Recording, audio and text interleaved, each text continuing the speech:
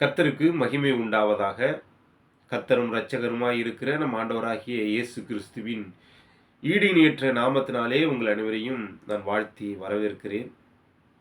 இன்றைய நாளிலும் கர்த்தருடைய வார்த்தை உங்களோடு பகிர்ந்து கொள்ளும்படியாக இந்த வீடியோவை நான் கொண்டு வந்திருக்கிறேன்.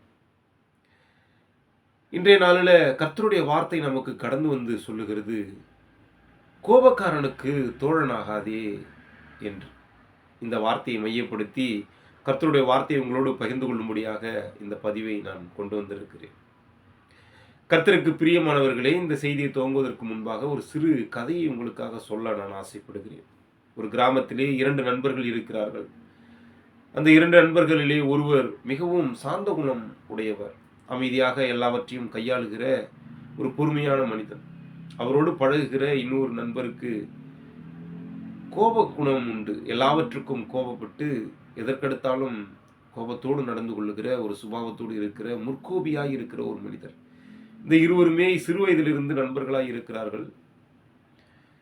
ஒரு நாள் இருவரும் சந்தைக்கு செல்லுகிற வேளையிலே அந்த முற்கோபியாய் இருக்கிற அந்த மனுஷன் சந்தையிலே இருக்கிற மற்ற மனிதர்களோடு வாக்குவாதத்திலே ஈடுபட்டு தவறாத வார்த்தைகளை பேசி அங்கே சண்டைகளும் கைகலப்பும் உண்டாகுவதற்கு அவர் காரணமாகி விடுகிறார்.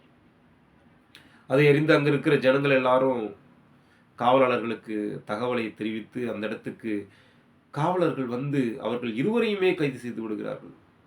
இந்த அமைதியாக இருக்கிற மனிதன் சொல்லுகிறார், நான் எந்த தவறும் செய்யவில்லை, நான் இவரோடு சும்மாதான் வந்து நின்று கொண்டிருந்தேன், இவரு தான் சண்டையில் ஈடுபட்டார் என்று சொல்லும் பொழுதும் காவலர்கள் அதை கேட்கவில்லை. இருவரையுமே கைது செய்து காவல் நிலையத்திற்கு அழைத்து சென்று 2-3 நாட்கள் சிறையிலே அடைக்கும்படியாக கட்டளையிட்டு விடுகிறார்கள். சிறைச்சாலையிலே இருக்கும் பொழுது அவர் அந்த அமைதியாக இருக்கிற அந்த மனிதன் யோசிக்கிறார், நாம் என்ன தவறு செய்தோம்? நாம் எந்த தவறுமே செய்யவில்லை, யாரிடமும் வாக்குவாதத்திற்கு செல்லவில்லை. ஆனால் இந்த மனிதனோடு இருந்தது, இந்த முற்கோபம் கொண்ட இந்த மனுஷனோடு நடந்த காரணத்தினால நாமும் இப்படி தண்டிக்கப்பட்டு குற்றவாளி என்று பெயர் சூட்டப்பட்டிருக்கிறோமே என்று மன வருத்தப்பட்டு அந்த இடத்திலே உணர்ந்து கொள்ளுகிறார். இதைதான் நமக்கு வேதம் முன்கூட்டியே சொல்லுகிறது, கோபக்காரனுக்கு நீங்கள் தோழனாகாதீர்கள் என்று. இதை குறித்து ஒரு வசனத்தை நாம் வாசித்து கடந்து போக நான் ஆசைப்படுகிறேன். நாம் இப்பொழுது வேதத்தை திறந்து ஒரு வசனத்தை வாசிப்போம். நீதிமொழிகள் புஸ்தகம் 22வது அதிகாரம் 24வது வசனத்தை நாம் வாசித்து பார்த்தோமே. ஆனால் கோபக்காரனுக்கு தோழனாகாதே, உக்கிரமுள்ள மனுஷனோடே களவாதே என்று வசனம் சொல்லுகிறது. நீதிமொழிகள் புஸ்தகம் 22வது அதிகாரம் 24வது வசனம், கோபக்காரனுக்கு தோழனாகாதே, உக்கிரமுள்ள மனுஷனோடே நடவாதே என்று நமக்கு போதிக்கிறது.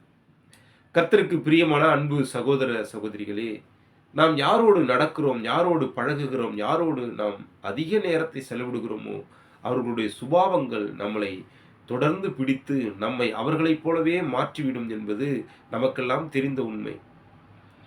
நம்மோடு பழகிறவர்கள் தான் நம்மளுடைய சுபாவத்தையும் நம்மளுடைய குணத்தையும் நாம் பேசுகிற விதத்தையும் நடந்து கொள்கிற விதத்தையும் தீர்மானிக்கிறவர்களாக இருக்கிறார்கள். அதனால தான் வேதம் சொல்லுகிறது, நீங்கள் கோபக்காரர்களுக்கு தோழனாகாதீர்கள், உக்கிரமுள்ள மனுஷனுடைய நடவாதீர்கள் என்று நமக்கு தெளிவுபடுத்துகிறது.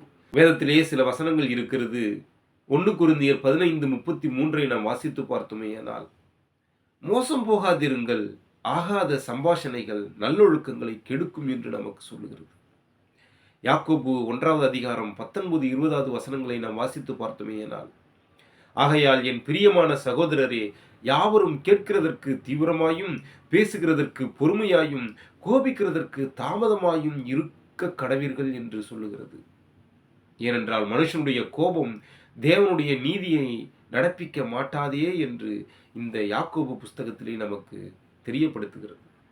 நீதிமொழிகள் 29வது அதிகாரம் 22வது வசனத்தை நாம் வாசித்து பார்த்தோமே. ஆனால் கோபக்காரன் வழக்கை கொழுவுகிறான், மூர்கன் பெரும் பாதகன் என்று நமக்கு சொல்லுகிறது. கர்த்தருக்கு பிரியமானவர்களே, இப்படி மூர்க்க குணம் கொண்டவர்கள், கோபக்காரர்கள், கோபப்படுவதற்கு தீவிரிக்கிறவர்கள், இவர்கள் எல்லாருக்கும் பெரும் பாதகமான முடிவும், சரியில்லாத முடிவும், ஆபத்தான முடிவும், அவர்கள் மேற்கொள்ள முடியாத முடிவும் தான் வரும் என்பதை உணர்த்துவதற்காக தான் வேதம் நமக்கு இன்று தெளிவுபடுத்தும்படியாக சொல்லுகிறது. இப்படியாப்பட்ட கோபக்காரர்களோடு நீங்கள் களவாதிருங்கள், கோபக்காரருக்கு தோழனாகாதிருங்கள், உக்கிரமுள்ள மனுஷனோடு நடவாதியுங்கள் என்று நமக்கு வேதம் நமக்கு சொல்லுகிறது. கர்த்தருக்கு பிரியமானவர்களே, நாம் வேதத்திலே பார்த்தோமேயானால் 1 நாளாகமம் புஸ்தகத்திலே ரெகோபெயாம் என்று ஒரு ராஜா இருப்பார்.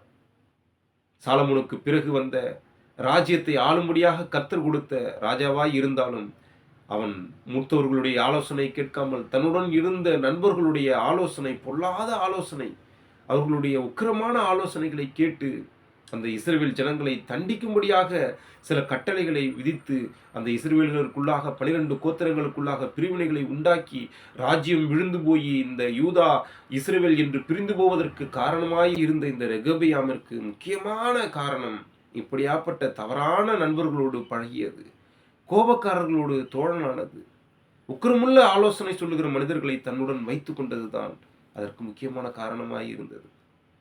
அது மாத்திரமல்ல, நாளாகமம் புஸ்தகத்திலே நாம் யோசபாத் என்ற ஒரு ராஜாவை குறித்து பார்த்தோமேயானால், நன்மனிதனாக இருந்தாலும் அவன் தவறான ஒரு மனிதரோடு, இந்த ஆகாப் என்கிற ராஜாவோடு நட்புறவு வைத்திருந்து அதன் மூலியமாக யுத்தங்களுக்கு செல்லும் பொழுது வீழ்த்தப்பட்டதையும் நாம் காண முடியும். இப்படி உக்கிரமுள்ள மனுஷனோடு நடந்து, ஆகாத சம்பாஷணை உள்ளவர்களோடு நடந்து, கோபக்காரர்களோடு நடந்து தனது ராஜ்யத்தை இழந்து போனதை, ஜனங்களை இழந்து போனதை எல்லாம் நம் வேதத்திலே அநேக இடத்திலே காண முடியும். கர்த்தருக்கு பிரியமானவர்களே, நமக்கு இன்று வேதம் சொல்லுகிறது, இப்படியாப்பட்ட ராஜாக்களே தங்களுடைய ராஜ்யங்களை இந்த கோபத்தினால் இழந்து போகும் பொழுது, பெரிய மனிதர்களே தங்களுடைய ஆசீர்வாதங்களை இழந்து போகும்போது நாமெல்லாம் ஏமாத்திரம்.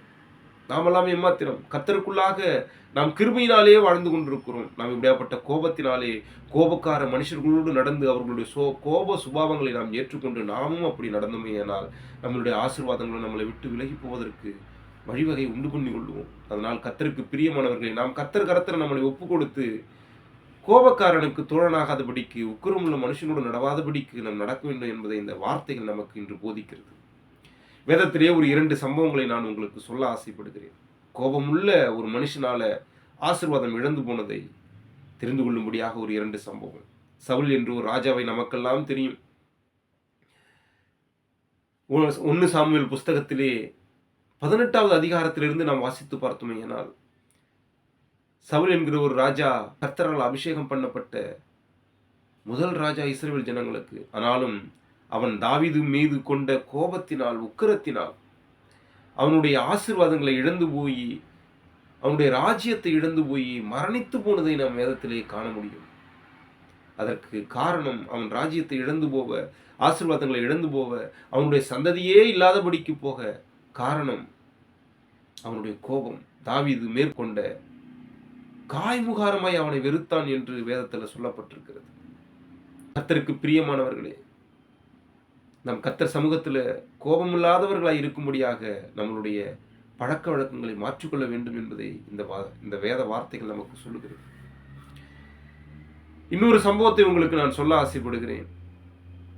இஸ்ரவேல் ஜனங்கள் எல்லாரும் வனாந்தரத்திலே நடக்கும் பொழுது அவர்களுக்கு தண்ணீர் இல்லாத சூழ்நிலையிலே அவர்களெல்லாம் முணுமுணுக்கிறதை, மோசையிட வந்து முறையிடுகிறதை, தேவனுக்கு விரோதமாய் பேசுகிறதை கேட்டு கோபப்பட்டு ஆண்டவர் சொன்ன வார்த்தைக்கு மீறி கன்மலையை தமது கரத்தில் உள்ள கோலினால் அடித்து விடுவார். இதனால் அவருடைய ஆசீர்வாதத்தை இழந்து போய் கர்த்தர் அவருக்கு கொடுத்த வாக்குத்தத்தம், கானான் தேசத்திற்கு நீ போய் பாலும் தேனும் ஓடுகிற தேசத்திற்கு இந்த இஸ்ரவேல் ஜனங்களை எல்லாம் வழிநடத்தி கொண்டு போவேன்னு சொல்லியிருப்பார். ஆனால் எல்லாரும் போகிற வழியில் இவன் அந்த ஆசீர்வாதத்தை காண முடியாதபடிக்கு போவதற்கு முக்கியமான காரணம் அவனுடைய கோபத்தினால் ஆண்டவருடைய வார்த்தை கேளாமல் போனது. இப்படி கர்த்தருக்கு பிரியமாய் நடந்தவர்கள், கர்த்தரால் அபிஷேகம் பண்ணப்பட்டவர்கள், ராஜ்யத்தை கர்த்தரால் பெற்றுக்கொண்டவர்களே தங்களுடைய கோபத்தினால் ஆண்டவரை விட்டு விலகி ஆண்டவருடைய ஆசீர்வாதங்களை இழந்து போய் மரணித்து போனதையெல்லாம் நாம் காணும் பொழுது நாமெல்லாம் ஏமாத்திரம் என்பதை நாம் உணர்ந்து கொள்ள வேண்டும்.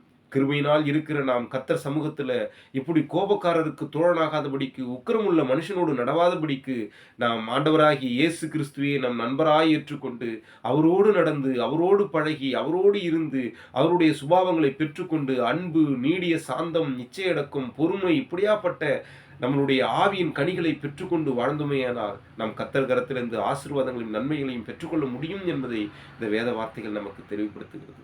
கர்த்தருக்கு பிரியமானவர்களே, நம்முடைய நண்பர்கள் இப்படியாப்பட்ட நண்பர்களாய் இருந்தார்களே ஆனால் கோபக்காரருக்கு தோழனாகாதபடிக்கு, உக்கிரமுள்ள மனுஷனோடு நடவாதபடிக்கு நம் இயேசு கிறிஸ்துவை முன்னாக நிறுத்தி அவருக்கு பின்பாக நாம் சென்றோமேயானால் கர்த்தர் கரத்திலிருந்து நாம் நன்மைகளையும் கிருபைகளையும் ஆசீர்வாதங்களையும் பெற்றுக்கொள்ளலாம். இந்த வார்த்தையை நாம் நம்பி விசுவாசித்து செல்லுவோம். கர்த்தர் கரத்திலிருந்து கிருபைகளை பெற்றுக்கொள்வோம். இந்த நாள் ஒரு ஆசீர்வதிக்கப்பட்ட நாளாய் இருக்க இயேசுவின் நாமத்தினாலே உங்களை நான் வாழ்த்துகிறேன். ஆமென். ஆமென்.